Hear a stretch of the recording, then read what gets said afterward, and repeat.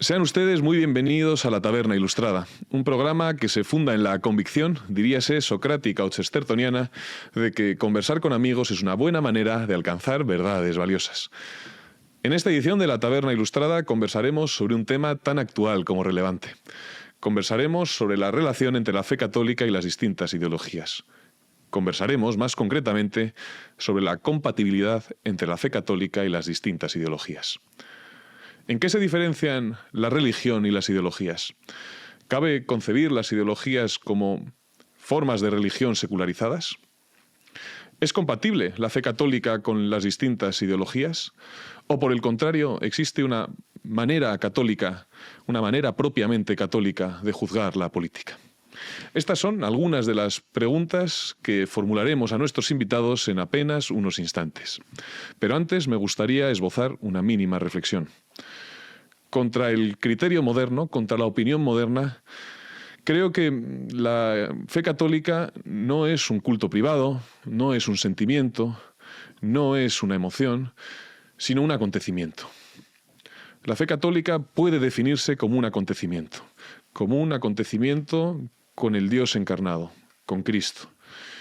Si ese acontecimiento es real, si ese acontecimiento no es una ficción, si ese acontecimiento no es una fantasía, debe implicar por fuerza una manera concreta de estar en la realidad, una manera concreta de pensar la política, una manera concreta de pensar la economía, una manera concreta de pensar la cultura, una manera concreta, en definitiva, de pensar todo lo humano.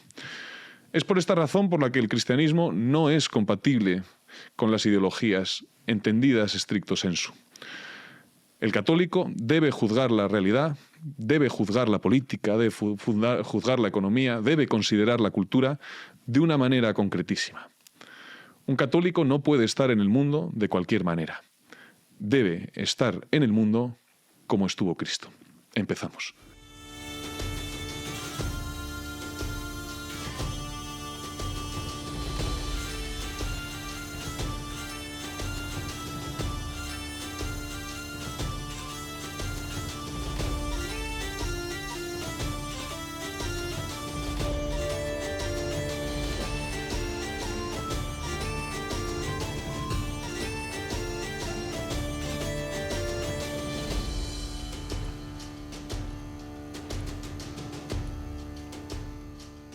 Les animo a todos ustedes, espectadores de la Taberna Ilustrada, a hacerse socios de B1 Media. Nuestra permanencia no está en manos del poder político, saben ustedes que somos independientes de él, ni en manos del poder económico. Está en sus manos, de socios que quieran colaborar con nosotros porque les gustan nuestros contenidos. Introducido el tema, presentamos ahora a nuestros invitados. Don Daniel de Fernando, bienvenido. Muchas gracias, Julio. Regresas con gloria, pero regresas en cualquier caso. Regreso, que es lo importante. Efectivamente. Gracias por acompañarnos. Gracias por invitarme. Daniel Fernando tiene una agenda muy ocupada y es un privilegio que nos acompañe. No todo el mundo puede decir eso. Javier Crevillén. Pues aquí estoy otra vez, Julio, y encantado. Por aquí siempre está muy a gusto. Y además rodeado de amigos. Qué bien que vuelve Dani, con Pedro. Bueno, con los otros invitados que ahora presentarás, no quiero anticiparme. No, puede presentar sus especies. Ya mis afanes usurpadores quedaron en la nada. Sí. Pero yo he experimentado, lo he comentado en alguno de los programas de la temporada, de los que ya hemos emitido. Intenté por todos los medios reducir las colaboraciones de Javier Crevillén con La Taberna Ilustrada, pero por algún motivo me resultó imposible. Es imposible. Sí, por un motivo insondable. Sí. Hay fuerzas oscuras, telúricas, que me atan a esta silla y sí. Que conspiran además contra mis designios. Bien está. No, ante lo fatal solo... Por encima de Zeus está la fortuna, está el hado. Entonces... Sí. Gracias por acompañarnos, aunque no, en realidad no le puedo responsabilizar a usted de su presencia. Es lo que hay. Pedro Lecanda, muy bienvenido. Muchas gracias. Se estrena esta temporada. Iba a decirle, yo también vuelvo, en cierto modo, sí. Y me entusiasma hacerlo. ¿Con gloria o sin...? Pues ya veremos. De momento enfermería o en fin. Pero de momento rodeado de amigos y muy contento de volver. Así que muchas gracias, don Julio. Nada, gracias a usted. Y don Luis Durán, que también regresa. Participaste en una ocasión. Participé en una ocasión en la charla sobre el liberalismo y tengo muchas ganas de volver y agradezco mucho que me hayas invitado de nuevo, Julio. Nada, los agradecidos somos nosotros y sobre todo los espectadores.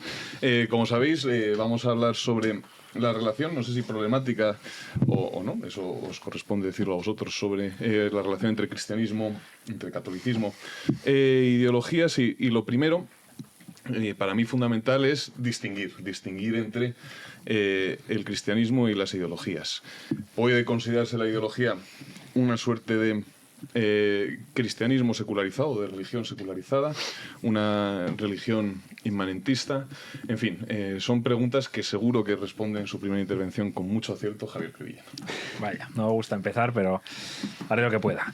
Para esta primera intervención me he traído estos dos libros y quiero rescatar con estos libros pues una controversia muy famosa, que es la que hubo entre Carl Schmitt en su obra Teología Política y Erik Peterson en su obra El monoteísmo como problema político. Carl Schmitt publica Teología Política en 1922 y su visión de la teología política es una visión muy particular que yo de hecho no llamaría teología política porque bueno, habría que hacer una desambiguación del término, porque para Carl Schmitt la teología política es la secularización de conceptos teológicos, ¿no?, hacia el ámbito de lo político, ¿no? Es una cosa que sucede en la modernidad, en el que pues, ciertos conceptos teológicos son secularizados, por ejemplo, el de soberanía, ¿no?, o el estado de excepción, que es en política, lo que el milagro es en la teología, por ejemplo, ¿no? Erik Peterson le contesta con este libro y le contesta de un modo pues muy interesante, pero en el fondo está hablando de otra cosa completamente distinta. O sea, los dos tienen razón en lo que dicen porque están entendiendo por teología política cosas distintas, ¿no? Y entonces Erik Peterson lo que dice es que no se puede hablar de teología política cristiana, en un sentido cristiano, ¿no? Se puede hablar de teología política judía o incluso pagana, pero no cristiana. O sea, toda teología política cristiana parte de una analogía impropia, ¿no?, de una analogía que no se puede hacer. Y él dice que no se puede hacer porque la visión trinitaria de Dios impide cualquier analogía, ¿no? Impide pues cualquier monarquía sagrada o derecho divino de los reyes. O sea, impide esto, ¿no? O sea, que no se puede hacer una analogía de igual que hay un Dios en el cielo, hay un emperador en la tierra, hay un rey en la tierra, precisamente porque el concepto trinitario lo impide, ¿no? Hace que eso no puede ser así. A esto, muchos años después, Carl Schmitt le contesta, ¿no?, a este libro con Teología Política 2, que también está incluido en este libro, y le contesta yo creo que muy bien, porque dice, Peterson, me estás haciendo un poco de trampa porque tú estás cogiendo como argumento principal la cuestión trinitaria, cuando en el fondo el argumento principal es otro, que tú mencionas al final como de pasada, porque Peterson en su obra habla de muchos autores cristianos durante el tiempo del paganismo, como por ejemplo Orígenes, Orosio, Eusebio de Cesarea, San Agustín, y entonces Peterson lo que hace es contraponer la visión de Eusebio de Cesarea con la visión de San Agustín. Eusebio de Cesarea lo que hace es sacralizar el Imperio Romano, ¿no? Y entonces todas, digamos que las profecías escatológicas de la paz, ¿no?, de Isaías, de que harán arados de sus espadas y todos confluirán, el príncipe de la paz, toda esa cosa, dice que eso ha sucedido ya con Augusto, ¿no? Sacraliza el Imperio Romano. Y frente a esto Peterson contrapone la visión de Agustín, que habla de la paz de la ciudad terrena, pero habla sobre todo de que la paz verdadera, la paz escatológica, no es un signo de la ciudad terrena, sino de la ciudad celeste, ¿no? O sea, corresponde a la escatología cristiana. Y entonces Schmitt le dice muy acertadamente que lo que impide, en cualquier caso, toda teología política cristiana, en el sentido que dice Peterson, es esto, es la escatología. Es que la paz corresponde a la ciudad celeste, ¿no? La paz, como signo escatológico, corresponde a la ciudad celeste. Y este es el problema de las ideologías. Y aquí introduzco ya el tema, ¿no? Este es el problema de las ideologías. Todas las ideologías, de algún modo, tratan de apropiarse de esa paz escatológica. Todas las ideologías buscan extirpar el mal, o sea, buscan ese mal primigenio originario, esa caída, ese origen del mal, buscan extirparlo de la historia a través de la acción del hombre, ¿no? Y por eso podríamos decir que es incompatible el cristianismo con las ideologías. Y con esto lo dejo como primera intervención. Inaudita intervención, porque ha sido especialmente breve. Creo que es la primera intervención más breve en la historia de la Taberna Ilustrada. Pues bien, me alegro, me voy corrigiendo poco a poco de mi verborrea. Que Pedro Lecanda. Bueno, lo primero es que don Javier me ha ahorrado un rato de explicación del mismo libro.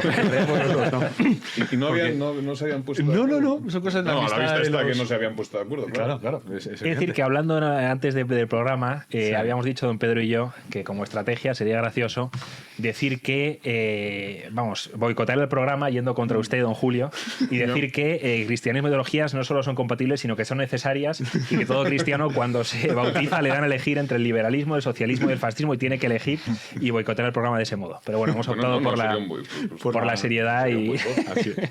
Pues entonces, a mí lo que me queda, ya digo, como esta alteración de la primera intervención me obliga a dar alegremente trazos y a contar otra polémica intelectual. Pero lo primero es que, ¿sabes que es propio del esteta, es un vicio del esteta, rehuir de la repetición? Y en un programa anterior que hablamos de ideología, dije una serie de cosas que voy a repetir brevemente.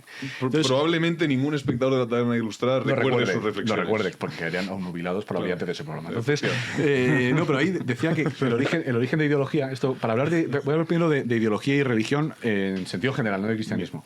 Que eso luego, como diremos, tiene sus límites, es decir, hasta qué punto puedes hacer comparatismo religioso, y eso implica una visión desde fuera del cristianismo que es inaceptable para un cristiano, pero digamos ideologías y religión. Entonces ahí muy brevemente decíamos en ese programa que se suele convencionalmente decir que el concepto de ideología, como concepto propiamente moderno, surge de la obra de un autor cuyo nombre no sé pronunciar, que es Destutt de Tracy, poco después de la Revolución Francesa. Entonces, el primer sentido de ideología no está tan cargado políticamente.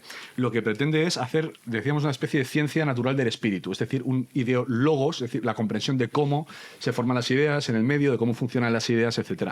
Pero como nuevo fundamento para legitimar la sociedad que sigue al antiguo régimen. Eso lo que dice es, la tradición ya no sirve como instrumento de legitimidad, entonces hay que replantearse las ideas desde el origen.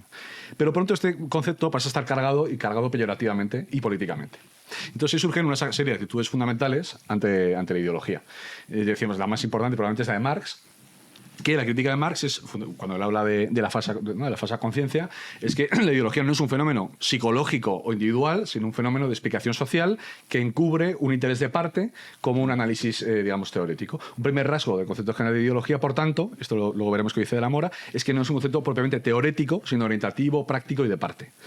Una segunda orientación ante la ideología es intentar negar la política, eso sería la ideología tecnocrática, lo veremos, bajo una especie de, pues, el consejo de Newton que proponía Saint-Simon, ¿no? La administración de las cosas.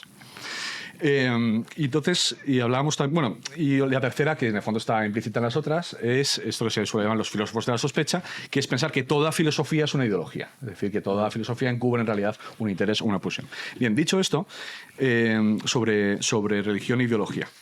Entonces yo quería hablar brevemente de la polémica, no entre Carl Smith y Peterson, sino en diferido, esto no es una polémica directa, entre Fernández de la Mora y Juan Valladolid Tisoro. Que los dos aluden a la cuestión de la religión. Es decir, yo creo que, por contarlo muy rápidamente y no detenernos en exégesis de textos, la tesis de Fernández de la Mora, dicha mal y pronto, es que toda sociedad moderna que adopta, por tanto, la forma del Estado moderno, asume un proceso de complejización que hace que la ideología sea cada vez menos explicativa. Entonces, él fija el origen de la ideología también en la Revolución Francesa. Lo que dice es, desde una visión que podríamos motejar de algún modo, entiéndase, progresista respecto a la tradicionalista, viene a decir que en el antiguo régimen bastaba la legitimidad de origen, que no había que explicar al pueblo, puesto que no había sufragio, ninguna otra idea compleja desde el punto de vista político. En cambio, con la revolución y el sufragio, y sobre todo después con la sociedad de masas, con la aparición del marxismo de los grandes partidos de masas obreros, se llega a un punto, estoy resumiendo un montón, que es las entreguerras, que es el momento álgido, digamos, de la ideología. Y lo que dice Gonzalo Fernández de la Mora es que posteriormente se empiezan a dar procesos importantísimos de convergencia ideológica. Por ejemplo, liberal, conservador, demócrata, cristiano, social, demócrata.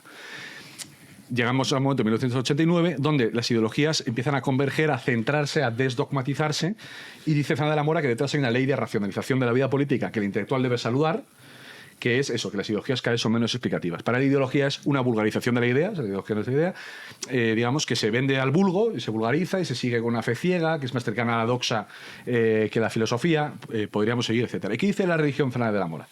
Dice que después del Concilio Vaticano II, con la misión de la libertad religiosa y con la separación efectiva de gobierno e iglesia y con la ausencia de guerras de religión, la religión ha dejado de ser una ideología. Claro, una visión contrapuesta ha dejado de ser una ideología, no lo dice explícitamente, no dice antes era una ideología, pero ha dicho es imposible que cumpla un papel ideológico, sería más bien esto. ¿Qué dice Valle de Goitisolo? Hablar de la tecnocracia y la ideología. La explicación de la ideología suya es, dice, el hombre piensa arquitectónicamente y se ve obligado a simplificar su pensamiento. Y hay dos maneras de hacerlo. Una que es partiendo del ser y por inducción llega a los primeros principios, que es la filosófica, de Aristóteles y Santo Tomás, y otra que parte del sujeto a las cosas y que las gobierna, ese es el constructivismo y la ideología.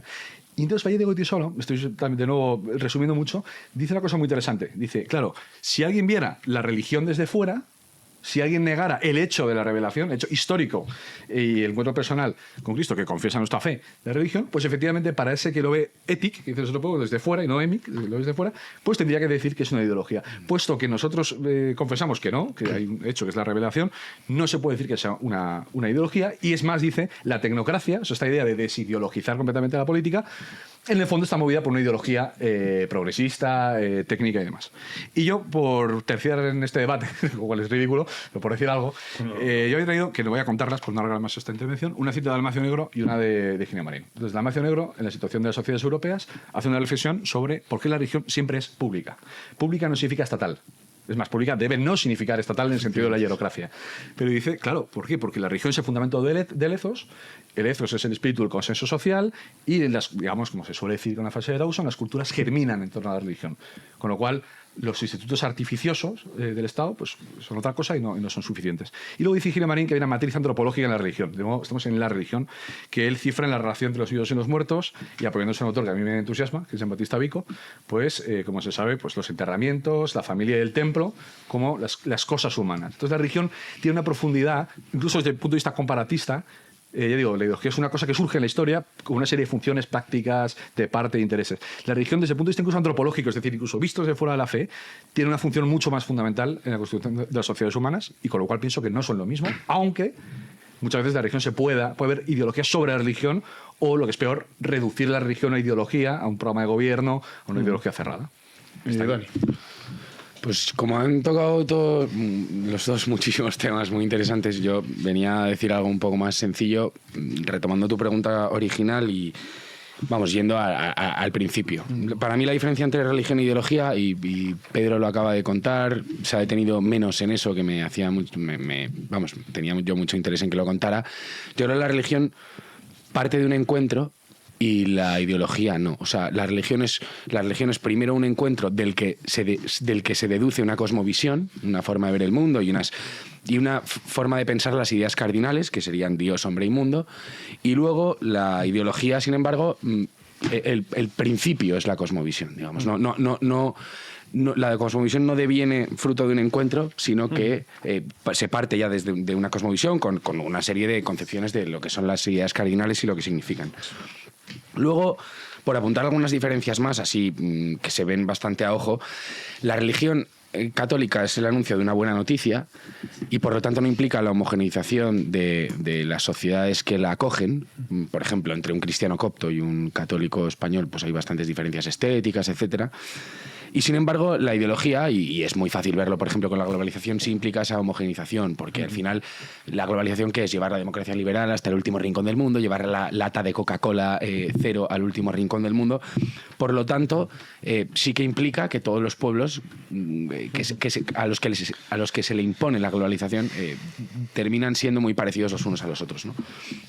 En este sentido, y por sacar otra polémica, como estamos aquí de polémicas, Alain de Benoist y su nueva derecha francesa acusan siempre al catolicismo, puesto que es universal, lo acusan de ser la primera globalización, de ser el germen de lo que luego es la globalización, y he aquí por qué creo que es radicalmente falso e injusto acusar al catolicismo de eso, porque una cosa es ser universal, es decir, aspirar a que todos los pueblos acojan esa buena noticia, y que esa buena noticia es evidente que se adecúa a la idiosincrasia de los pueblos, etcétera. Y otra cosa es la globalización, que produce cosas como las primaveras árabes, que consisten al final en matar a un dictador o a un gobernante más o menos democrático para imponer otro sistema completamente ajeno a la idiosincrasia y al ethos del pueblo en cuestión, ¿no? Y por apuntar solo una última cosa, creo que es evidente, y ya no hace falta recurrir a lo intelectual o a lo filosófico para darse cuenta de esto. Yo creo que es evidente la incompatibilidad entre religión e ideologías, aunque solo sea, uno se da cuenta aunque solo sea atendiendo a la historia. O sea, al final, la inquina de las ideologías para con la religión ha sido muy evidente. La Revolución Francesa, no hace falta contarlo, el nacionalsocialismo alemán, la Revolución Rusa, pero incluso Mussolini, que al final acaba firmando un concordato con la Santa Sede y acaba... Al final, Mussolini, esto de los sábados fascistas y de la Ópera Nacional de Valilla y tal, dejaba que los niños hicieran la tarea parroquial. O sea, digamos que era eximente. Si usted hace las tareas de su parroquia, si su hijo hace las tareas de la parroquia y colabora en la parroquia, no tiene que hacer las tareas propias del Estado fascista. Pero este es un estado muy avanzado del fascismo en el que Mussolini se da cuenta de que, oh sorpresa, es el gobernante de un país con un 90 y muchísimos % de católicos. Entonces él acaba transigiendo. Pero un Mussolini inicial, cuando el sansepolcrismo, los fasci y todo esto, era un Mussolini agnóstico, bueno, furibundamente ateo al principio y muy combatiente contra la religión, que consideraba que era una cosa anticuada y tal. Y luego al final, pues eso, acaba acatando por una cuestión de estrategia política, no por una cuestión de ni se convierte ni nada de nada, ¿no? Entonces, yo creo que atendiendo solo a la historia, uno se da cuenta de que efectivamente la imposición de todas las ideologías ha conllevado la persecución, no ni siquiera el arrinconamiento, sino la persecución de la religión. Sí, ahí sobre lo que dices al final, el católico o el judío, incluso el musulmán recelan de cualquier salvación, y esto es lo que predican las ideologías, que provenga de los esfuerzos del hombre, de los afanes del hombre. Y sobre lo que decías de la universalidad, en Imaginación Teopolítica, William Cavanaugh propone la Eucaristía como paradigma de integración de lo local y lo global. Supera el dilema que se plantea en la modernidad entre lo local y lo global y propone la Eucaristía como paradigma. Claro, porque la comunión, o sea, uno comulga y es una experiencia de uno solo, y no obstante la comunión no está circunscrita a ese uno, sino que estamos todos llamados. Es una comunión. Que de hecho, Carl Smith también habla de esto, de la Iglesia como complexio opositorum, comunión de contrarios, de que lo local y lo universal se dan. Y por cierto, con lo que tú decías de la nueva derecha francesa, o los neopaganos que dicen que acusan al cristianismo de ser universal, es como su acusación, ¿no? Pues eso es una religión universal. Y es como, pues obviamente, Dios obviamente tiene jurisdicción. Es ecuménico, ¿no? Y sobre toda la humanidad y sobre todo, hombre, ¿no? ¿Qué clase de demonio menor estás adorando tú que solo rige a 4 tíos en Finlandia? Un dios municipal. Sobre todo porque el neoderechismo francés termina al final en un relativismo moral insoportable, porque si a ti te parece mal que la piden a una adúltera solo porque lo hacen dentro de las fronteras de Francia o de España, porque es ajeno a la tradición tal, si solo te parece malo ahí, quiere decir que no te parece malo en absoluto. Claro, o sea, te parece bien que lo hagan allí y mal que lo hagan aquí, con lo cual no... Al final lo que ves es una subordinación de lo religioso a lo político. Sí. Pero bueno. Luis, y luego continuamos. Bueno, las intervenciones han sido súper interesantes, la verdad es que de muy buen nivel. Yo la fe católica, yo creo que, como decís aquí, yo creo que no es asimilable a ninguna ideología en concreto, está por encima de todas ellas y por tanto es difícil decir que el catolicismo es libertario o es socialista o es de alguna manera o de otra, ¿no? Pero como decía Chesterton, como que en ortodoxia, ¿no? Los vicios modernos son virtudes cristianas desbocadas, ¿no? Decía él, es una frase fantástica, siempre me gustó mucho. Y las ideologías, de cierto modo, es esa, ¿no? Indican esa especie de desbocamiento de ciertas virtudes cristianas que han perdido su norte y que por tanto se han convertido en vicios, ¿no? Es una especie de mutación. Y por tanto, aunque realmente no es asimilable a ninguna ideología, sí parece como que la fe católica, en cierto modo, está en el germen de todas ellas, ¿no? De algún modo, ¿no? Y todos estos pensadores cogen elementos del cristianismo y los transforman y les dan una nueva significación. Y de hecho en la Biblia podemos encontrar elementos de todo tipo, ¿no? Podemos encontrar elementos libertarios, ¿no? En Lucas, cuando va la tentación del demonio, ¿no? Y le dice, adórame y te pondré al mando de todos los gobiernos porque todos me sirven a mí, ¿no? Es básicamente todos los estados son satánicos, ¿no? Una especie de visión anarquista o algo parecido, ¿no? O una visión socialdemócrata, ¿no? César lo que es del César, ¿no? Y todo eso, toda esa visión la puedes encontrar ahí también, o incluso una visión abiertamente antimercado, ¿no? Cuando entra en el templo y echa a los mercaderes con el látigo y habéis convertido mi casa, en la casa de mi padre, en una cueva de ladrones, ¿no? Todo eso es una visión muy abiertamente antimercado, la visión pobrista, ¿no? De la que habla Antonio Escotado, ¿no? Los enemigos del comercio mucho. Un libro muy interesante, no estoy muy de acuerdo, pero yo creo que toca temas interesantes y habla mucho de esta idea del pobrismo inicial, ¿no? Y de cómo puede inspirar este pobrismo algunas ideologías de corte más comunistoide, marxista, posteriores, ¿no? En realidad, yo creo que, y por provocar un poco la discusión y tal, igual no es tanto que sea incompatible con la ideología, sino que no es asimilable a ninguna en concreto, ¿no? Yo creo que religión e ideología, quieran o no, tienen un cierto componente de solapamiento. Podemos discutir cuánto, pero yo creo que sí que lo hay, porque en cierto modo también la religión ordena a la sociedad o pretende dar un cierto orden en la sociedad, ¿no? Aunque sea un tono moral, y la ideología también. Entonces, en algún momento hay un cierto solapamiento, en mi opinión. Otra cosa es que sea completamente asimilables, que yo no lo creo, ¿eh? Pero yo creo, por provocar un poco, yo diría más bien, no tanto que no sean compatibles, como que no hay una asimilación completa posible, ¿no? Y otra pregunta también para intentar provocar un poco de conversación sería, ¿qué ideología se acercaría más a una idea cristiana, ¿no? Esa sería interesante también, ¿no? Ver si son todas iguales, si es indiferente la forma, o por el contrario, hay algunas que posibilitan mejor el mensaje evangélico, ¿no? Y eso lo dejo ahí. Está bien esta pulsión polémica.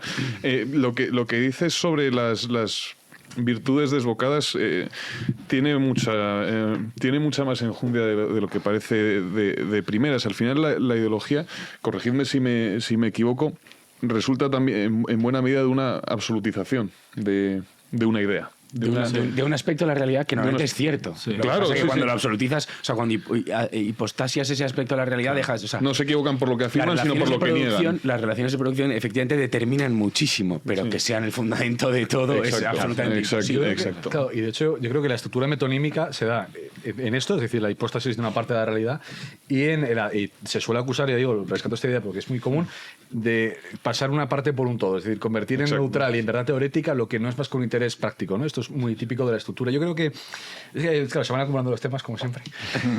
Yo, igual que decía... Tenemos tiempo para tocar absolutamente todos. Pues entonces me voy a tomar la libertad.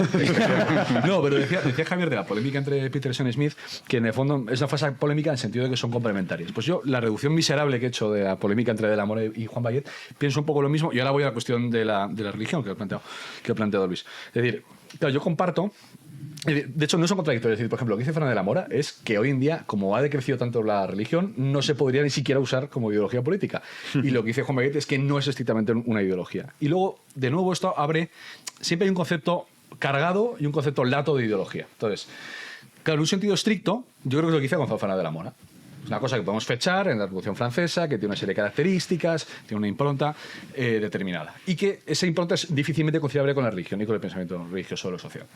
En un sentido más lato, dices que esto, por ejemplo, lo hace Robert Nisbet en el prólogo de su libro Conservadurismo. Dice, ¿conservadurismo es una ideología? Y dice, pues depende. Dice, si es el racionalismo constructivista, el conservadurismo es lo contrario. Y dice, ahora bien, en un sentido lato, es decir, un conjunto arquitectónico y directivo de ideas sobre el orden social, sí. Es decir, que en el terreno de lo opinable uno opta por una serie de cosas y estas cosas tienen una relación arquitectónica. Entonces, en el caso, llevándolo estrictamente a la cuestión... y por ejemplo, perdón, en el totalitarismo, efectivamente, que hablaba sobre todo Dani, se ve una incompatibilidad fuerte porque es el momento cálido absoluto de la ideología, en el que la ideología pretende ser el fundamento de todo. El fundamento, eso es el totalitarismo también, ser el que funda lezos. Pero es que esto sería un buen debate. Yo creo que no hay ninguna ideología no totalitaria. Eso Cuando Mussolini dice nada contra el Estado, nada fuera del Estado, que es una frase famosísima suya, en realidad no está definiendo el totalitarismo, que es lo que te dicen en el cole en cuarto de la ESO, está definiendo la ideología. Sí, está definiendo lo que es una ideología. Sí, pero de hecho Lenin dice, los verdaderos revolucionarios de Italia son Mussolini, Marinetti... Y tenía razón.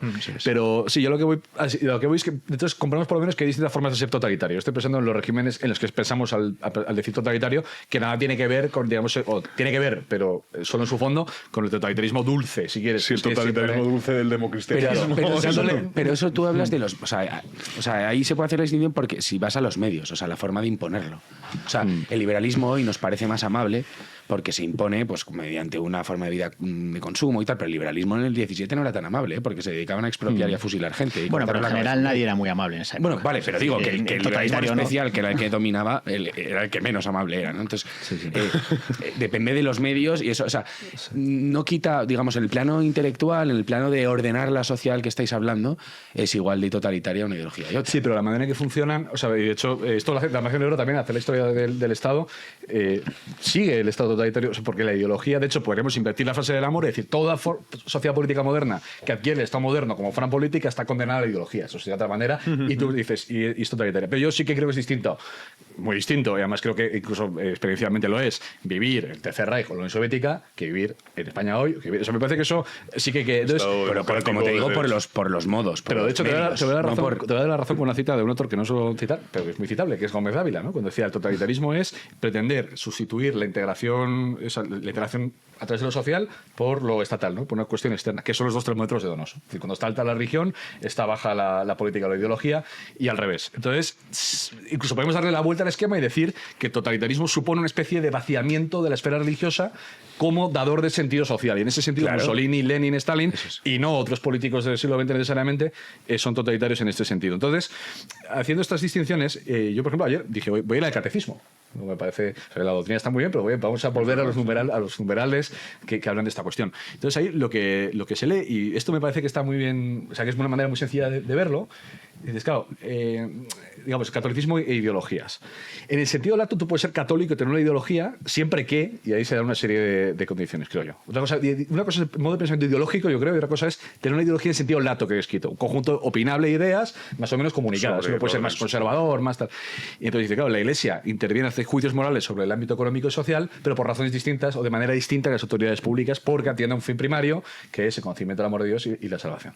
Y luego, si sigues leyendo, o sea, por supuesto, una serie como dice, de unos principios morales, de ordenadores de la acción, etcétera, que sobre todo está claro lo que vedan. Es decir, son unos principios que sirven para cribar ideas políticas, es decir, esta idea es más católica que esta, pero en ningún momento, precisamente porque el catecismo no es una ideología, no propone una ideología, es una lista taxativa, racional y deductiva. Entonces dices, oye, pues la Iglesia condena las ideologías totalitarias como socialismo y comunismo, ateas y totalitarias como socialismo y comunismo, que hacen del hombre pues un mero instrumento y la planificación central, pero también aquellas que ponen la ley del mercado, dice, y el afán de lucro desmedido, el desorden del dinero, como fulcro de toda orientación social. Entonces yo creo que, o al menos es mi lectura, como alguien que este tema le rebasa, las implicaciones suelen ser más políticas que teológicas, yo creo que está muy claro sobre todo algunos principios, pues la subsidiariedad, la solidaridad, el bien común, el destino universal de los bienes, el concepto del trabajo, respeto a la creación. Exacto. Pero no hay una ideología, lo que hay más bien es una prohibición de ciertos elementos que hemos caracterizado y que creo que caracterizan al pensamiento ideológico en su peor cara o en su cara más intensa, que es esta pretensión de ser fundamento del orden social. Eso es lo que diría yo. No es solo una prohibición, sino también una afirmación. Una afirmación, sí. Pero algo que debe concretarse prudencialmente en la acción política. Totalmente, claro.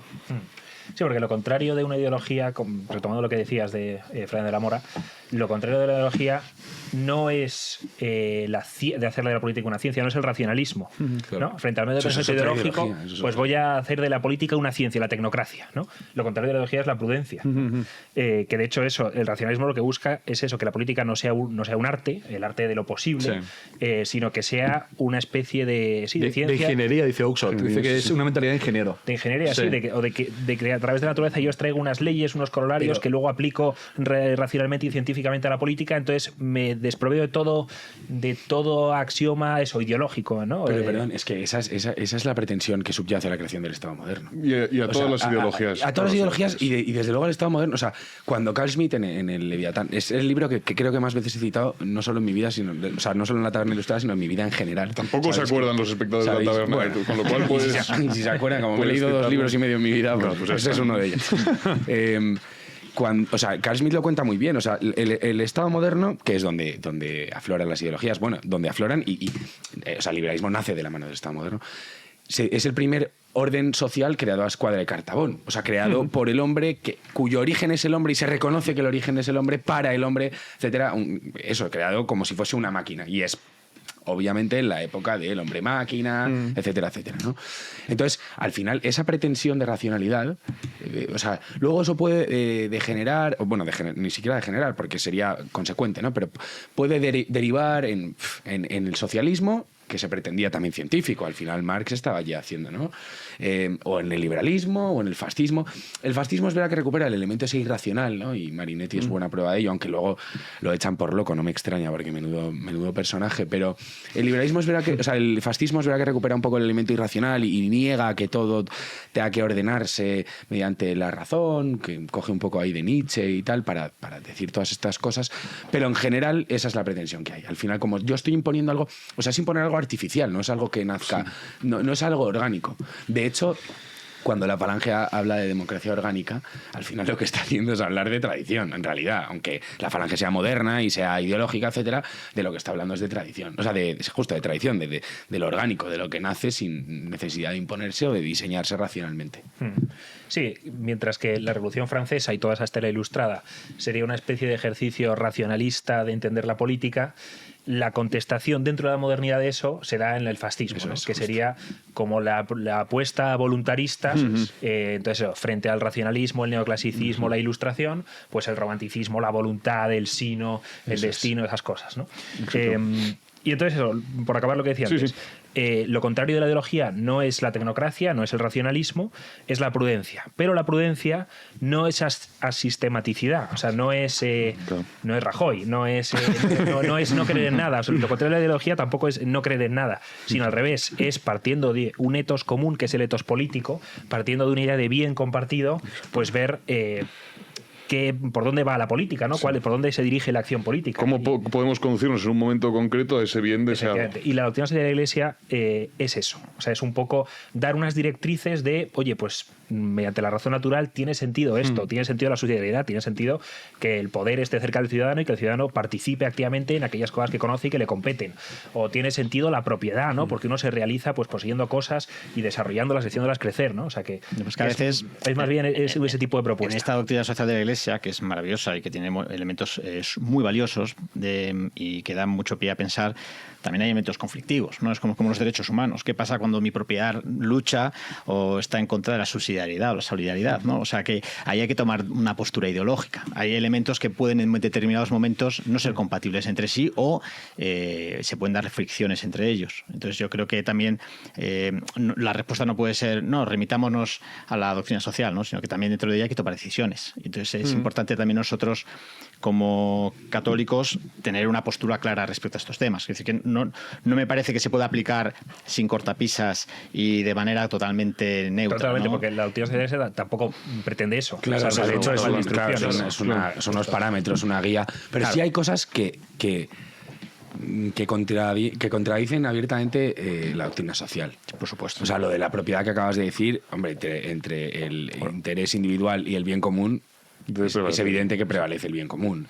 O sea, digo, siguiendo la doctrina social. Sí. O sea, no hay tanto debate como parece, creo yo, como parece, y creo que deja muy claro. O sea, en la época de auge del liberalismo se dedica a hablar del liberalismo, en la época de auge del comunismo se dedica a hablar del comunismo. O sea, la doctrina social de la Iglesia, aunque sean solo unos parámetros, yo creo que deja bastante claro cuáles son esos parámetros, ¿no? Sí, pero es verdad que, claro, el político, si bien no soberano, sí es libre de determinar cómo hemos de procurar el bien común en una situación concreta. Quizá en una situación concreta exija una política económica más aperturista, más libre cambio, o lo que sea, y en un momento determinado se exige una más proteccionista. El político que se inspira en los principios de la doctrina social de la Iglesia es paradójicamente infinitamente más libre que el político ideológico, que está verdaderamente atenazado por todas sus creencias, por sus dogmas. Se utiliza la prudencia, ¿no? La idea de que en cada momento elige lo que resulta más adecuado, sin caer en relativismos, ¿no? Sino simplemente analizando la situación y aplicando principios universales, ¿no? De todos modos, habéis huido la polémica y no habéis respondido a las preguntas de Luis, que a mí me parecen muy pertinentes. ¿Podemos equiparar todas las ideologías? ¿O hay alguna más amistosa para el católico? Yo lo tengo clarísimo, pero no voy a empezar. Si quieres empiezo yo contestando a nuestro queridísimo y admirado Enrique García Maike, porque recientemente ha habido... Bueno, en realidad ya se había dado esa polémica. Yo también iba a sacar justo. Ya se había dado, pero lo decimos con toda la admiración a Enrique. Sí, ya me gustaría a mí ser como él. Pero bueno, Enrique sostiene que García Máquez, poeta, gran poeta, ensayista. gaditano, gran ensayista. bueno, y ensayista, y que tiene un librazo en monóculo. En ediciones Monóculo, sí. espectacular, Una editorial también estupenda. También gran editorial. Gracias de Cristal. Gracias.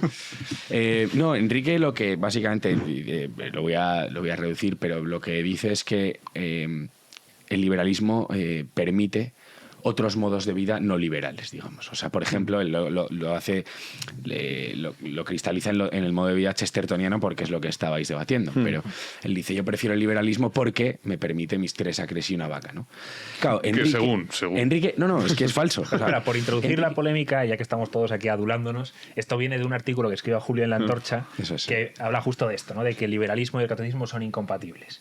Y entonces a esto Que de contesta nuevo, Enrique en un artículo. que, perdón, de nuevo- Julio le hace referencia. De nuevo, podría recurrirse solamente a la historia. Sí. Y entonces uno coge las encíclicas al respecto, Sí, ¿no? y ve que efectivamente el liberalismo es completamente incompatible con la religión católica. Pero si no quiere acudir a las encíclicas, si quiere hablar del intelectual, como hacíais Enrique y tú, que me parece mucho más interesante, Enrique decía básicamente que el liberalismo es superior porque permite eso, el modo de vida chestertoniano, ¿no? O sea, el liberalismo no me impone, dice él, un modo de vida concreto, sino que me permite... Claro, Enrique se está basando ahí en la ficción de que hay cosas neutras, y efectivamente no hay nada neutro. Igual que los espacios no son neutros y una iglesia no se puede utilizar para una fiesta, como hacen los paganos del norte de Europa, del mismo modo las instituciones, las leyes no son neutrales. Lo hemos hablado muchas veces.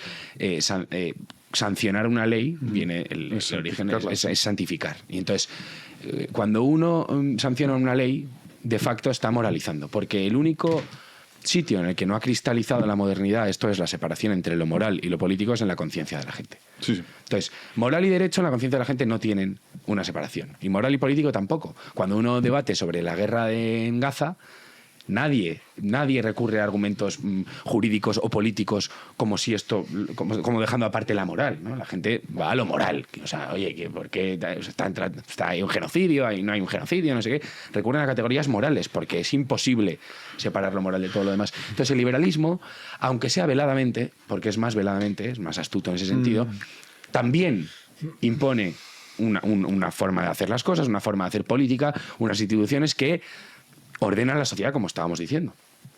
Ese orden de la sociedad es abiertamente contrario al modo de vida chestertoniano. Y esto es lo que Enrique no acertaba, a mi juicio, a ver en el... Me gustaría que estuviese aquí Enrique para defenderse, pero bueno, supongo que luego en su intervención lo defenderá Luis y bien estará. En el artículo de Enrique, que ya de nuevo, que es un grandísimo tipo, amigo y de todo. Que escribe que te cagas, ¿no? Sí, desde luego. Claro, hay muchas cosas que él dice que él asume el liberalismo que en el fondo no forman parte del liberalismo, ¿no? Como por ejemplo la defensa de la propiedad y demás. Otras que sí, como por ejemplo la libertad de expresión y tantas otras cosas. Que es lo que rechaza usted. Sí. O sea, yo creo que el gran problema del liberalismo es el indiferentismo. Claro, la libertad liberal solo tiene sentido cuando todas las opciones son indiferentes, ¿no? Esto nuestro admirado Alfredo Cruz Prados lo explica del siguiente modo, ¿no? Dice, yo voy a un supermercado y tengo un montón de yogures, ¿no? Imaginemos que quiero comprar yogures, pero todos los yogures me dan exactamente igual. O sea, no hay ninguno que me apetezca, me apetecen todos lo mismo de poco. Pues ahí está muy bien tener mucha libertad, pues un día cojo de coco, otro día de fresco, total. Imaginemos que el bien existe, ¿no? Imaginemos que hay un yogur que es el yogur, o sea, que es el yogur que siempre he soñado El arquetipo del yogur, ¿no? Pues el resto de yogures me son irrelevantes, no los quiero. De hecho, ¿no? entorpecen, porque Me tardo da- más en llegar al bueno. Efectivamente, ¿no? Entonces, la libertad liberal solo tiene sentido cuando todas las opciones son igualmente indiferentes, ¿no? La libertad de religión solo tiene sentido si la Ante la opción nevera personal del por la supermercado. religión, claro, es totalmente indiferente. Entonces, yo pienso que uno se hace liberal cuando quiere que le dejen en paz. Y uno deja de ser liberal cuando se da cuenta de que no le van a dejar en paz. O sea, cuando se da cuenta de que no se puede construir desde una defensa de lo individual, sino que hay que empezar a construir desde lo común. Entonces, voy a poner un ejemplo. El tema de la seguridad, ¿no? Como un bien. La seguridad es un bien puede ser un bien que se disfruta desde lo individual, ¿no? Desde la esfera meramente individual. Imaginemos, por ejemplo, algún amigo que tengo en México que va con escolta, ¿no? Y que va, entonces, pues él está seguro, va a sitios, está más o menos seguro y disfruta de una cierta seguridad de modo individual porque tiene escolta. En España, por ejemplo, puedes pasearte, salimos a la calle, nos paseamos y disfrutamos de una seguridad sin necesidad de escolta. Los dos estamos disfrutando de seguridad, pero ese bien es disfrutado de un modo mucho más perfecto cuando es común que cuando se hace de modo individual.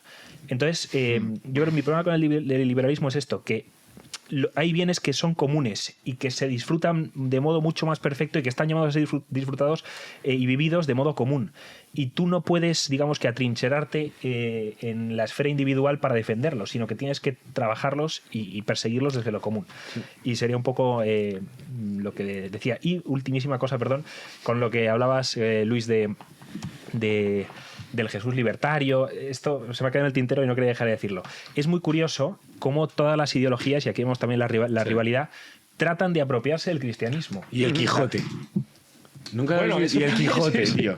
El Quijote yo he leído que es antimoderno. Juan de Prada, antimoderno, tal, no sé qué. Pedro Insua, la modernidad, el ejército, tal. O sea, ¿por qué el Quijote también? Sí, el Quijote maoísta. Bueno, porque es la Biblia de España, sí, pero es verdad que todos, o sea, ha habido autores que han reivindicado un Jesús socialista, otros que han reivindicado un Jesús libertario. Nos acordamos de la charla de Huerta de Soto, desafortunada, por no decir delirante, del Jesús libertario.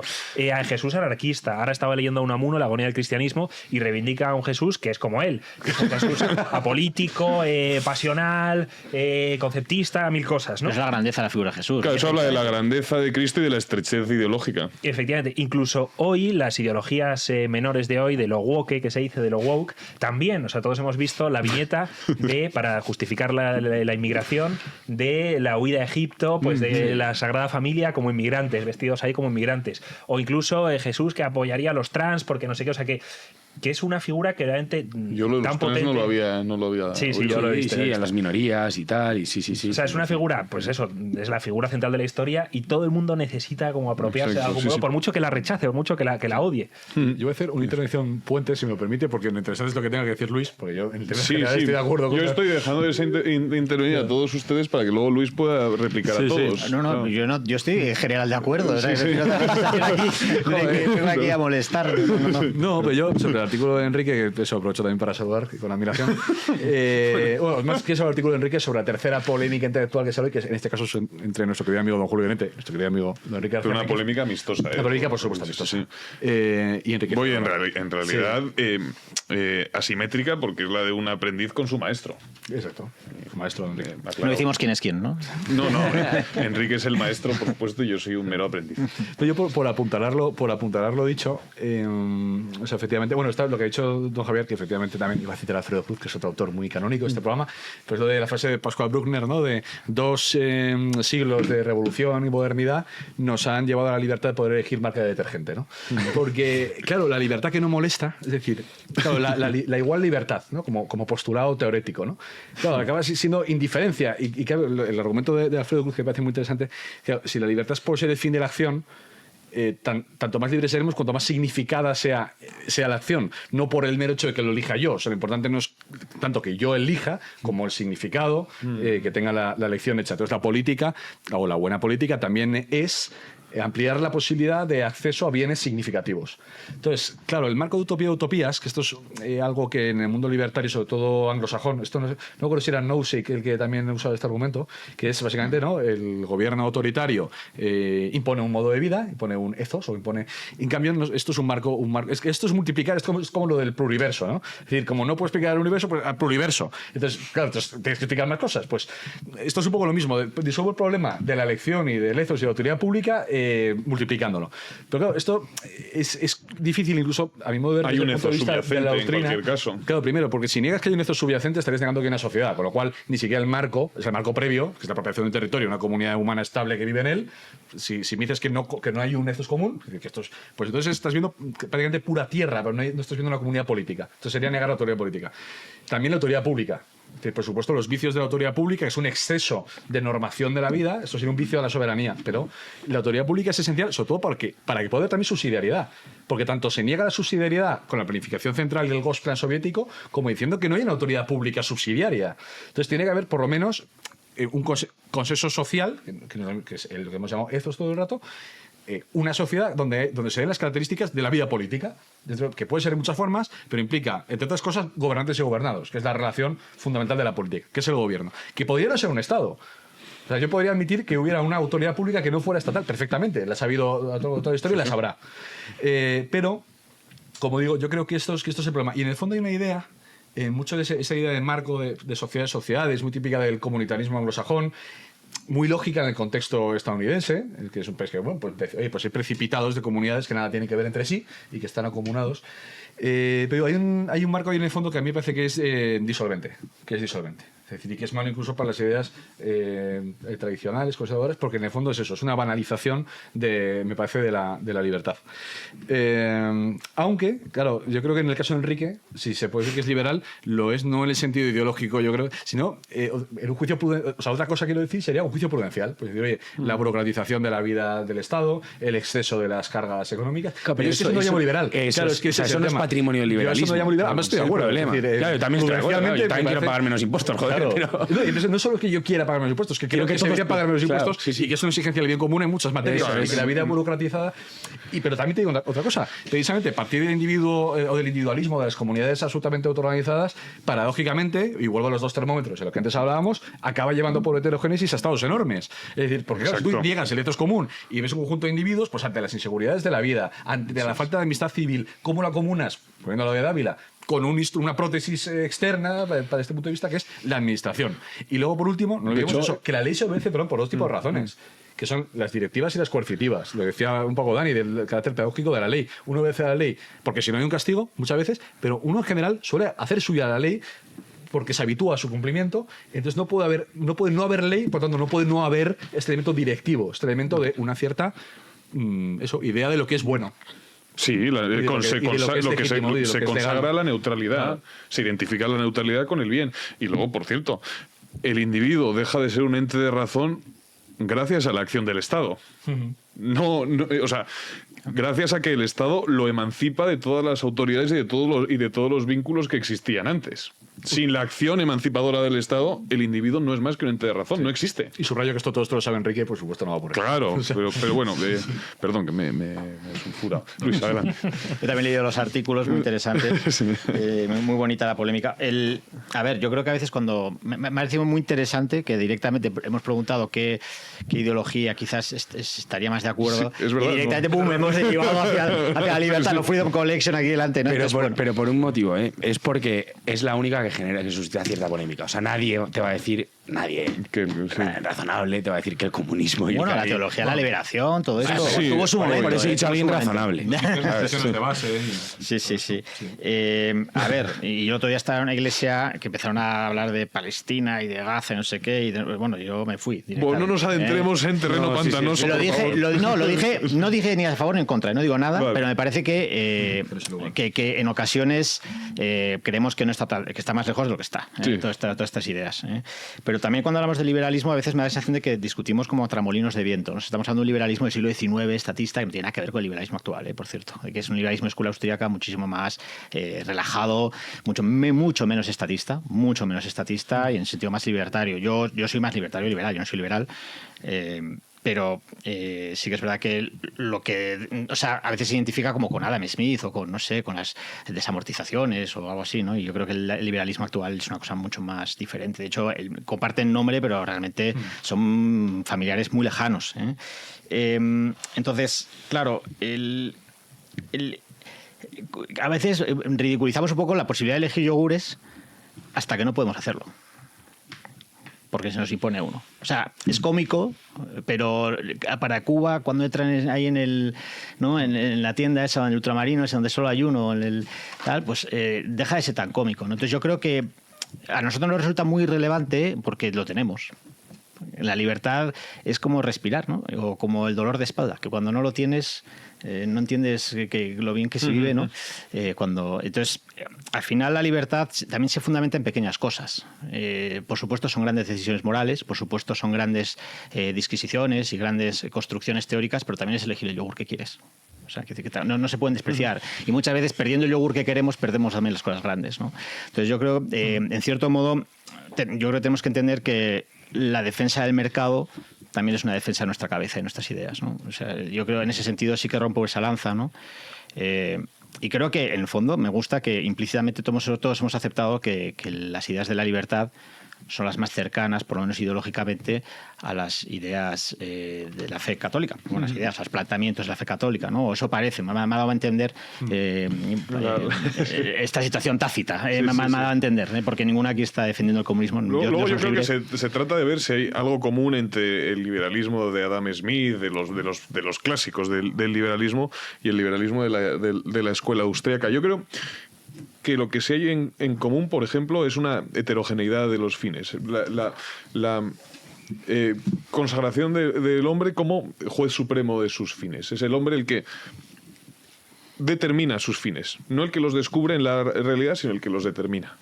Y ese sí es un rasgo común, también el individualismo quizá, pero bueno, Pedro me pedía la palabra. No, pero para decir, precisamente porque quiero hacer una intervención muy breve sobre esto, porque yo creo, claro, como decía, estamos de acuerdo, o sea, yo creo que podemos estar de acuerdo incluso en cuestiones prudenciales, o sea, vuelvo a lo mismo, o en la idea de la propiedad, la importancia de la propiedad, que el Estado es que yo no identificaría liberalismo y propiedad, ni liberalismo y libertad. Eso es lo que iba. Entonces, el liberalismo para mí no es eso, es decir, entonces, y ni siquiera te acuerdas de muchos liberales, o sea, se dicen liberales católicos, que en el fondo, o sea, lo que son es católicos que prudencialmente optan por esto, es decir, entonces yo llamaría liberal a otra cosa tal vez. Incluso un libertario es contra un liberal, igual que un socialista y un comunista son contra un socialdemócrata y un comunista, son de hecho enemigos doctrinales, ¿no? Sí, sí. Yo que no me considero, bueno, ya hicimos el programa sobre eso, a mí lo que me interesa discernir es, hay una frase de Stuart Mill en su libro sobre la libertad, que dice que esto yo creo que es la clave, el concepto de libertad que va a un cierto concepto de hombre y por tanto de gobierno. Y entonces dice, claro, hay una libertad clásica y antigua que sigue a una libertad cristiana y por fin a una libertad moderna. Entonces, claro, yo son de ahí no estoy, o sea, quiero decir que hay que comprender esos conceptos históricamente y en su connotación. Entonces, yo llamo liberal fundamentalmente aquel que tiene una concepción de la libertad como autonomía, es decir, como independencia.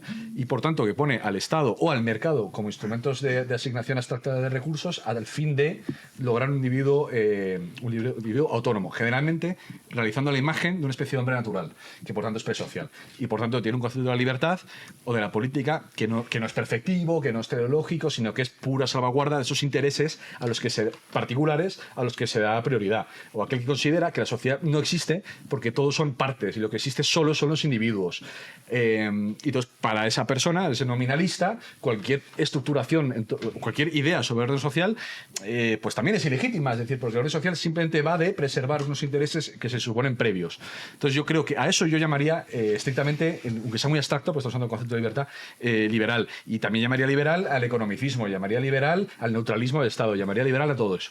Y eso es lo que yo entiendo, y yo no estoy diciendo si es contrario, porque yo quién soy para decir si es contrario, pero sí que creo que son ideas que antropológicamente son muy difíciles de casar con una visión comunitaria, religiosa, de religación del hombre, que tenga en cuenta la tradición, que tenga en cuenta la realidad social no es poco que la puesta en obra o la actualización de la tradición a los problemas modernos del siglo XX. Claro. Entonces, aquel que piensa, desconociendo ese marco y empezando por este otro, pues creo que sí que tiene un conflicto con la antropología, con la tradición católica, aunque ya digo que yo no soy quien para decir si eso está fuera, adentro, a mí se me da mucho pudor y yo no me dedico a esas cosas. Está canino, pero voy a hacer solo una breve aportación. O sea, yo lo que creo es que lo hemos dicho un poco antes, o sea, creo que el liberalismo, pero también el comunismo, también el fascismo, coge un aspecto de la realidad que es cierto y lo hipostasia, y lo hace el fundamento de toda ella.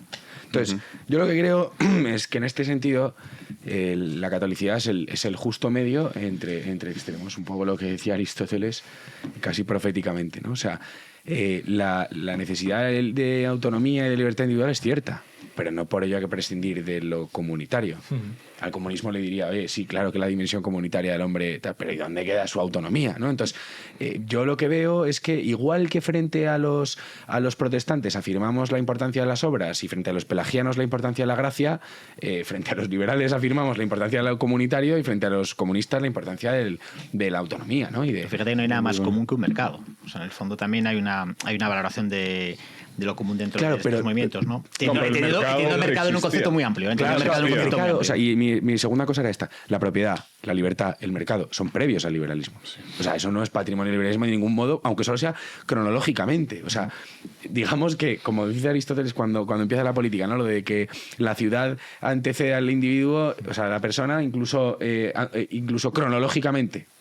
Esto es igual, lo antecede ontológicamente, pero también cronológicamente es evidentísimo que esos tres conceptos son previos y que por lo tanto no pueden ser patrimonio del liberalismo.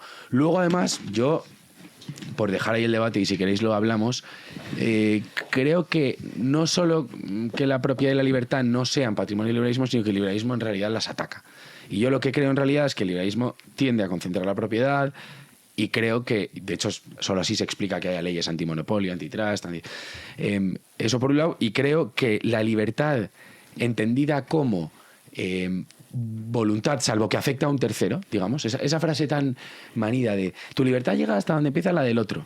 Yo creo que eso es un error de garrafal, porque el otro es la condición de posibilidad de tu libertad, no es el límite a tu libertad, ¿no? Esto es lo que dice Marx en La cuestión judía, segundo texto más citado mío, por cierto, sobre la cuestión judía de Marx, ¿no?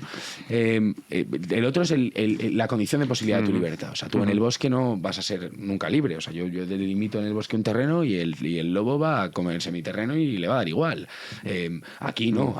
Aquí el otro respeta mi propiedad, ¿no? Pero bueno, eso es un debate para luego. Sí. Pero es muy bonito ver cómo la libertad está en el corazón también de la fe, ¿no? O sea, como en el fondo también, como católicos, amamos la libertad, ¿no? Entendemos que sin la libertad no existe posibilidad de salvación. Claro. Y que está en el puro corazón. Sí, claro. Y entonces entendemos que cualquier teoría que haga uso de esa libertad, ¿no? Pues hay que mirarla con cuidado. Por eso decía, frente a los protestantes las obras y frente a los pelagianos la gracia. Claro, o sea, no es una de las dos. La libertad firmada por el liberalismo es una libertad que es autodeterminación. Y la libertad católica es un asentimiento, en el fondo. Es para el liberal, la libertad es inconciliable, por ejemplo, con la obediencia. Y para el católico es esencialmente obediencia. Entonces, primero, y luego lo que decía Dani sobre el justo medio. Creo que una de las grandes riquezas de la visión católica de las cosas es que acepta la complejidad de lo real. Y acepta la tensión muchas veces entre realidades que parecen contradictorias. Antes hablaba de Chesterton. Chesterton utiliza la paradoja precisamente por esto, porque descubre la naturaleza contradictoria de la realidad y utiliza la paradoja para acceder a esa realidad que está conformada por opuestos que mantiene una tensión, al menos aparente entre sí. Una tensión que oculta una armonía, pero yo lo que es que la ideología estrecha la realidad y la fe católica la considera en toda su amplitud, en toda su riqueza, en toda su complejidad. Dios hombre verdadero, gracia y naturaleza. Sí, exacto. Sí, el progresismo, de hecho, yo creo que es un poco contrario.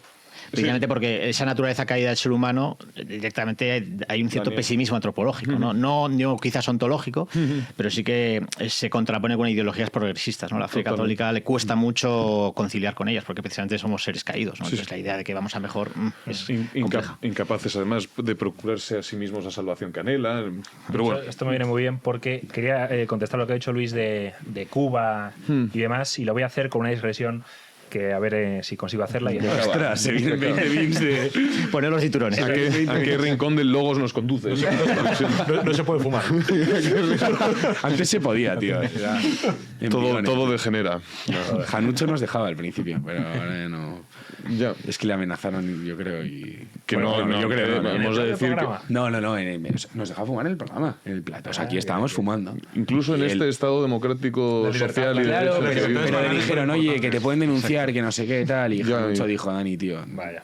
Para eso sí soy liberal, ¿eh? Para fumar en el programa yo me sumo.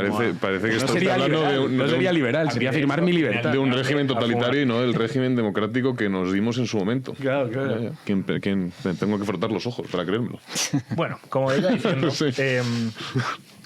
claro, cuando he dicho al principio que habla de la paz escatológica, ¿no? Y que toda ideología en el fondo busca alcanzar esa paz, busca extirpar el mal en el mundo. Y aquí volvemos a lo de siempre, ¿no? A Steiner, a Wegelin, que es si habría que recomendar un libro que hay que leer, a Wegelin, esta idea de que toda ideología es una secularización del relato cristiano en este sentido, ¿no? De la paz escatológica. Y es verdad que dentro de todo relato, dentro de toda cosmovisión ideológica, hay una visión como... O sea, muy cristiana, ¿no? De naturaleza caída, ¿no? Pero de pecado, no es tanto la naturaleza, sino de pecado original. O sea, de que se ha introducido el mal en el mundo por algún elemento, ¿no? Que hemos hipostasiado, como decía Dani, y que ese mal se puede corregir, ¿no? Pues en el liberalismo sería el poder, ¿no? En el libertarianismo, el poder, pues cuando el poder excede sus competencias, que es compaginar libertades individuales, entonces ahí se introduce el mal en el mundo, ¿no? En el comunismo sería la propiedad, etcétera, etcétera, ¿no? Se podría decir algo así. Y luego pues está esta cuestión escatológica que decimos, ¿no? De salvación y de redención. Hay un libro de un autor alemán, un egiptólogo que se llama Jan Assmann, y el libro se llama Poder y Salvación, y está muy bien, y habla de esto, ¿no? O sea, de la importancia, o sea, la relación que hay entre la política y la salvación, ¿no? Y que en el fondo, bueno, en el mundo antiguo esto pasaba, ¿no? Pues todos los emperadores tenían, o sea, eran como los signos de redención, y las ideologías es una repaganización en este sentido, ¿no? Que esto también lo dice Wegelin, en el que la política vuelve a ser redentora, vuelve a ser salvadora, ¿no? Yo a ver si saco un artículo de esto, que estoy ahí, porque Toynbee también habla de esto.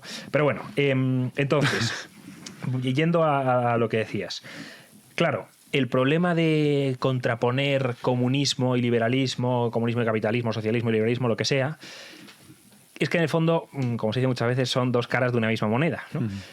Porque las dos lo que hacen es que miran la relación entre el hombre y la comunidad como algo extrínseco, ¿no?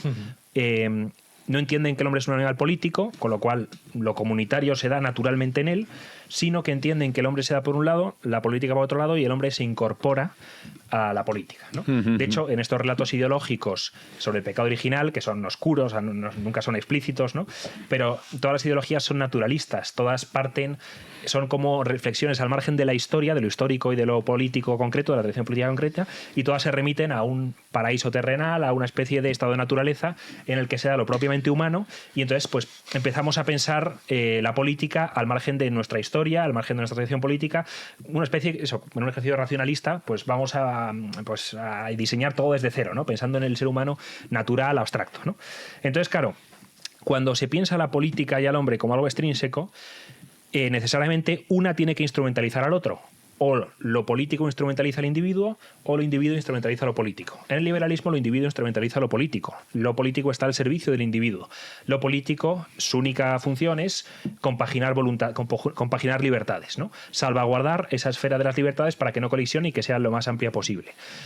Cuando lo político instrumentaliza al individuo, que sería el caso del totalitarismo, del comunismo, cada ser humano es pues un engranaje en la máquina que puede ser sacrificado para el colectivo, ¿no? Claro, si apartamos este modo de pensar y miramos la política como Aristóteles, ninguno instrumentaliza a ninguno porque los dos funcionan en el mismo ámbito. Y entonces aquí surge la idea de bien común. Entonces no hay bien individual que se contraponga al común. De hecho, si el Estado me está atacando mi bien, eso es un mal común también. O sea, no solo es un mal individual, sino que es común, porque mi bien individual participa del bien común y participa totalmente. Y una digresión muy pertinente, ¿eh? Ultimísima cosa. Incluso diría brillante. Gracias, Julio. Merecedora de un artículo. A ver si consigo escribir alguna cosa de estas. Pero bueno, y luego quería acabar con esto. Me ha gustado mucho lo que ha dicho Pedro Lecanda, esta idea de que como el liberalismo no puede explicar el ethos, el bien, ¿no? Y dice, pues claro, es que el bien, quien dice que es el bien, lo multiplica hasta el infinito, ¿no? Y esta idea, como hacen los científicos, que como no pueden explicar el orden del universo, dicen, oye, ¿por qué el universo está ordenado? Pues como no queremos admitir que hay un bien, que hay un orden, vamos a multiplicar el universo al infinito y decir que hay infinitos multiversos, y entonces pues justo da la casualidad que este está ordenado. Bien es lo que dicta mi conciencia soberana. Esta, a mí también me pareció pertinentísima su intervención. Brillante, vamos, luminosa. dice como Edo Vitesol, dice, claro, desde el realismo criticamos las ideologías. Dice, pero cuidado con aquellos que por un afán empirista y nominalista están en contra de toda abstracción o, por ejemplo, de todo debate sobre qué es el bien. Dice, claro, porque esto también es tan peligroso a veces como los ideólogos, ¿no? Quería decir varias cosas que había ido pensando y usted ha ido pensando, pero otras laderas, ¿no? Entonces, hay que recordar cuando Peterson habla de la paz de Augusto, el análisis del Imperio Romano está al servicio de la crítica a lo que se llama, como se pronuncia en alemán, la Reichstheologie, ¿no? La teología del Reich, que pretendía, esto es lo que todos sabemos del Reich de los 1000 años, que pretendía hacer una especie de continuación entre el Tercer Reich, el Sacro Imperio Romano Germánico, etc. Pero yo efectivamente creo que este es un elemento, lo que decía usted era resolución de los conflictos y por tanto la política en el fondo, es lo que determina dos formas de ser antipolíticas las ideologías. O sea, por ejemplo, el caso del marxismo es el paso del reino de la libertad partiendo del reino de la necesidad. El caso del liberalismo, entonces dice, es un conjunto de productores libres y conscientes de su proceso de producción que actúan de manera consciente y libre, ¿no? El caso del liberalismo, pues también sería una sociedad regida, este liberalismo, por contratos voluntarios entre partes iguales que intercambian libremente su propiedad, etcétera, etcétera. Pero siempre hay una negación de este elemento que siempre exige perfección y encauzamiento del conflicto, que es la política. Y la otra manera de ser antipolíticas son aquellas utopías que directamente quitan la política de medio, ¿no? Como hemos hablado al hablar de Saint-Simon o de algunos ciberlocos que hay por ahí. Pero claro, yo en el fondo creo, cuando hablamos de la resacralización de la política moderna, esto también lo explica muy bien esa óptica más girardiana, ¿no? En fin, no solo Domingo González en Soberanismo, es que es como la analogía con el mundo antiguo, precristiano, entre la política moderna y el mundo precristiano, que precisamente vuelve a dotar a la política de este carácter sacral o soteriológico, ¿no? De la gracia levante, prácticamente, ¿no?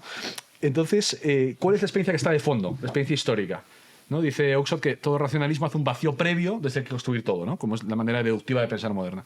Claro, ¿cuál es ese vacío que expresa el estado de naturaleza? O sea, ¿cuál es la experiencia real? La guerra civil, la estasis. El Estado, una de las raíces de Estado, una de las palabras que comparte raíz con Estado es estasis, que es el conflicto. En la experiencia concreta de las guerras de religión, que es lo que motiva la teorización de Hobbes, que es lo que hace que luego Locke diga que hay que llevar la religión a la esfera privada y que las sociedades, individuos y poder y Estado, que es la cartografía que comparten efectivamente liberalismo y socialismo. Entonces yo creo que en las ideologías también hay esto de una guerra civil originaria que se pretende superar haciendo sobre ese vacío de legitimidad una legitimidad nueva que conduzca en último estadio a una especie de paz perdurable, que puede ser una paz tecnocrática, una paz comunista, una paz liberal, una paz... vaya usted a saber. Pero yo creo que, ya digo, que la experiencia de fondo que lo anima es la experiencia de la guerra civil religiosa o no. Y aquí los análisis de Cavanagh, que hemos citado, sobre si las guerras de religión eran de religión o no. Pero yo creo que esa es la explicación histórica del origen y luego ya está la Revolución Francesa, pero antes es esa. Sí, él afirma que precisamente las guerras de religión resultan de la voluntad homogeneizadora, lo diré, del Estado. Pero bueno. Luis y Dani, ya a modo de conclusión.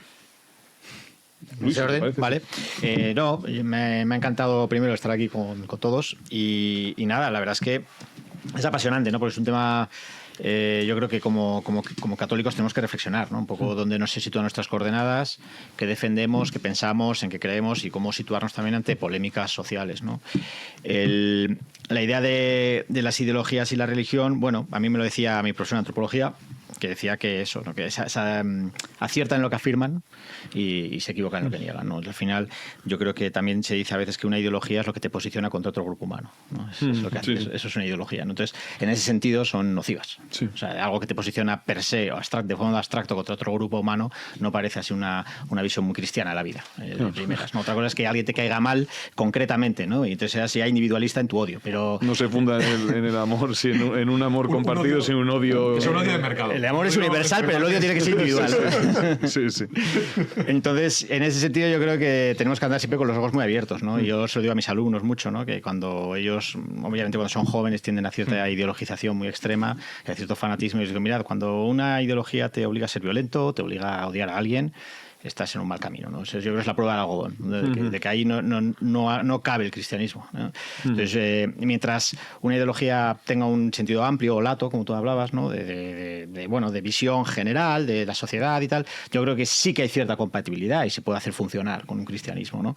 El problema es cuando empiezas a luchar contra esos principios básicos cristianos que comentábamos, ¿no? De la doctrina social. Entonces, bueno, yo creo que en general como religioso que soy y como católico intento mantenerme ponerme yo personalmente siempre en guardia frente a estas tentaciones totalitarias que tú dices, las ideologías, y bueno, es lo que precisamente es gracias a la religión que conseguimos suavizarlo. Yo siempre digo, menos mal que Franco era católico, pero especialmente para sus enemigos.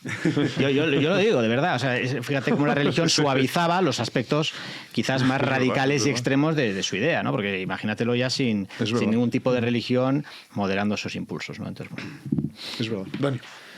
Yo, para concluir, lo hago con una imagen que me contaste tú. En realidad, el original es... No te tires flores porque es de Salva, no es tuya, de Salvador. Sí, yo la recibí de Salvador, lo que pasa es que tampoco sé si es suya. Bueno, pero en cualquier caso me parece buena, y la de la vidriera. O sea, al final una ideología es como si uno coge una vidriera gótica, la rompe en trocitos, coge uno de esos trocitos y lo trata de hacer el fundamento de toda la vidriera, ¿no? Yo, como católico, prefiero quedarme con la vidriera entera antes que con cualquiera de esos trocitos. Eso está bien. Muy buena conclusión.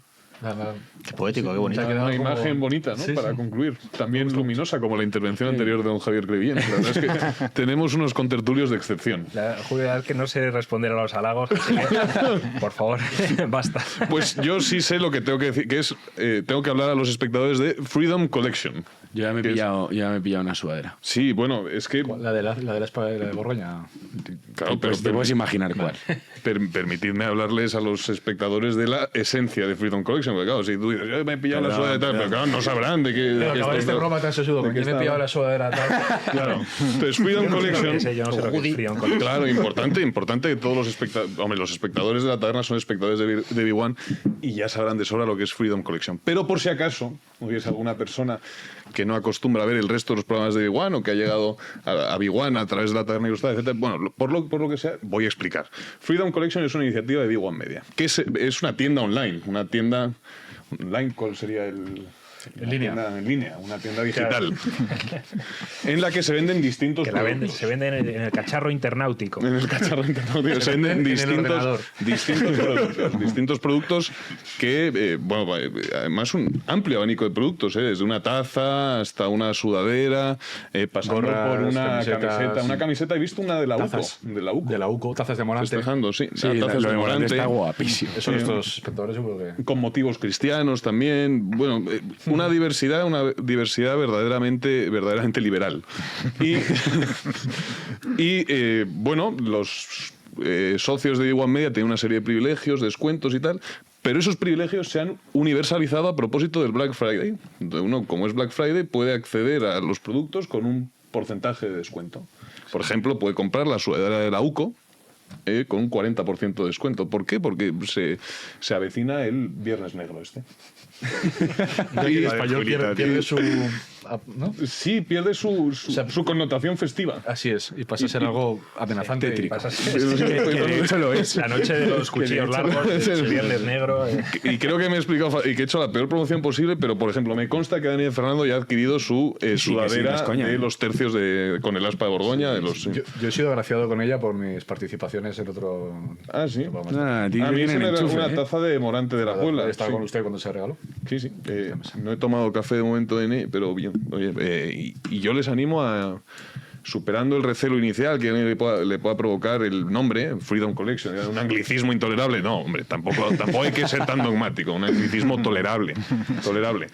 Bien, yo de ustedes entraría ahí y buscaría el producto que más se adecue a mis necesidades, porque es que además es liberal en el sentido estricto de la palabra, porque entra un liberal y ve productos que se acomodan a su manera de entender las cosas. Pues hay algo de la UCO y tal. Joder, estás enrollando para decir que se metan en la web, tío. Madre mía, menuda turra, Julio.